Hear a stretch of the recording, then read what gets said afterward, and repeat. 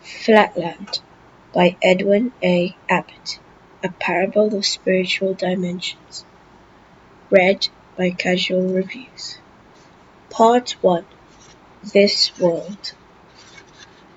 Chapter 1. Of the Nature of Flatland. I call our world Flatland, not because we call it so, but to make its nature clearer to you, my happy readers, who are privileged to live in space. Imagine a vast sheet of paper on which straight lines, triangles, squares, pentagons, hexagons, and other figures, instead of remaining fixed in their places, move freely about, on or on the surface, but without the power of rising above or sinking below it. Very much like shadows, only hard and with luminous edges. And you will then have a pretty correct notion of my country and countrymen. Alas, a few years ago I should have said my universe, but now my mind has been opened to a higher view of things. In such a country, you will perceive at once that it is impossible that there should be anything of what you call a solid kind. But I dare say you will suppose that there could at least distinguish by the sight of triangles, squares, and other figures moving about as I have described them.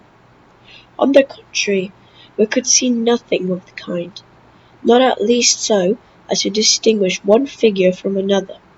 Nothing was visible, nor could be visible, to us except straight lines, and the necessity of this I will speedily demonstrate. Place a penny on the middle of one of your tables in space, and leaning over it, look down upon it. It will appear a circle.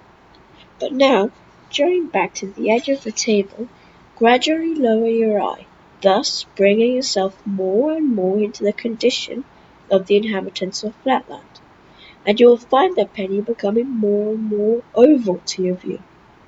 And at last, when you have placed your eye exactly on the edge of the table, so that you are, as it were, actually a Flatlander, the penny will then have ceased to appear oval at all, and will have become, so far as you can see, a straight line. The same thing would happen if you were to treat in the same way a triangle, or square, or any other figure cut out of pasteboard. As soon as you look at it with your eye on the edge of the table, you will find that it ceases to appear to you as a figure, and that it becomes in appearance a straight line. Take, for example, an equilateral triangle, who represents with us a tradesman of the respectable class. Figure 1 represents a tradesman as you would see him while you were bending over him from above. Figures 2 and 3 represent the tradesman as you would see him if your eye were close to the level, or all but on the level of the table. And if your eye were quite on the level of the table, and that is how we see him in Flatland, you would see nothing but a straight line.